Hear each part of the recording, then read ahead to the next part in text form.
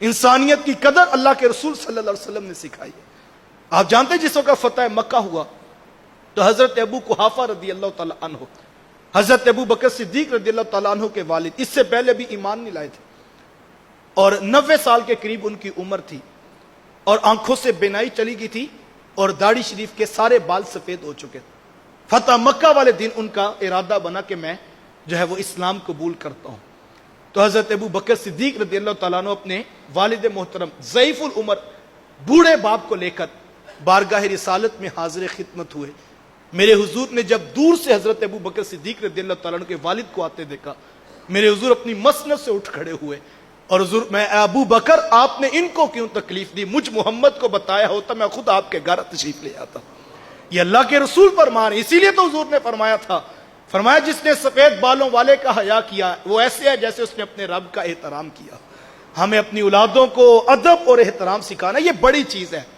بیٹے ڈاکٹر بنے بہت اچھی بات، بیٹے انجینئر بنے بہت اچھی بات، بیٹے کاروبار کو لاکھوں سے اٹھا کے کروڑوں پر لے جائیں بہت اچھی بات، یہ بڑا خوبصورت انداز ہے۔ میں بہنوں اور بیٹیوں سے بھی کہنا چاہوں گا، یقیناً یہ بہت بڑی اچیومنٹ ہے کہ آپ کا بیٹا دنیا کے کسی بڑے محکمے کا بہت بڑا آفیسر بن گیا، یہ بڑی اچیومنٹ ہے۔ لیکن میں یہ کہتا ہوں، مجھے بتائیں، گھر میں لاکھوں کی نعمتیں ہوں، کروڑوں کی آمدن ہو، اربوں کی جاگیریں ہوں، لیکن بیٹے کو ماں سے بات کرنے کی بھی تمیز نہ ہو، تو کیا آپ کو ایسا بیٹا قبول ہے؟ آپ کو ایسا بیٹا قبول ہے جو دنیا جہاں کے کار ہائے نمایاں کر چکا ہو، لیکن اس کو رشتوں کا تقدس نہ پتا ہو، اسے بڑوں سے بات کرنے کا انداز نہ آتا ہو، اسے چھوٹوں پہ شفقت کا انداز نصیب نہ ہوا ہو؟ تو پھر اصل چیز تربیت میں یہ ہے، اپنی اولادوں کو رشتوں کا تقدس سکھائیں۔ اور یہ ہوگا کیسے؟ جب ہم اپنے رشتوں کو تقدس خود دینے کا مزاج پیدا کریں۔ ہمارے ہاں بعض اوقات ہوتا ہے کہ بیٹا بے لگام ہو جائے چچا کے سامنے تو ماں بڑی خوش ہوتی ہے، چلو ہمارے بدلے بھی یہ پورا کرے گا۔ باپ کے سامنے بیٹا اٹھ کھڑا ہو تو ماں اندر سے مطمئن ہوتی، چلو میں اتنی ساری زندگی بول سکی، چلو یہ میری بات اب پوری کرے گا۔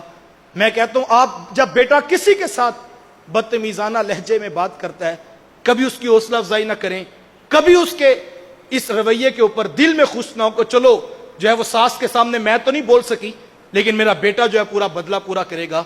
نہیں، آج اگر آپ نے اپنے بیٹے کو ساس کے لیے، آج آپ نے اپنے بیٹے کو سسر کے لیے وہ بے ادبی کی چھری یا وہ بدتمیزی کا خنجر پکڑا دیا تو مت سوچئے جس کو خنجر چلانا آتا ہے آج وہ آپ کے کہنے پہ ساس سسر دادا دادی کے منہ پہ رکھ رہا ہے، ان کے گلے پہ چلا رہا ہے، تو ڈریے اس وقت سے کل کو جس کو خنجر چلانا آتا ہے وہ ماں باپ کے گلے پہ بھی رکھے گا، اور چونکہ اس کو بے ادبی آپ نے خود سکھائی ہے، لہٰذا جب کبھی ایسا موقع بنے اپنی اولاد کو اس حوالے سے کبھی کمپرومائز نہ کیجئے، ان کو سکھائیے ادب پہلی چیز ہے بیٹا۔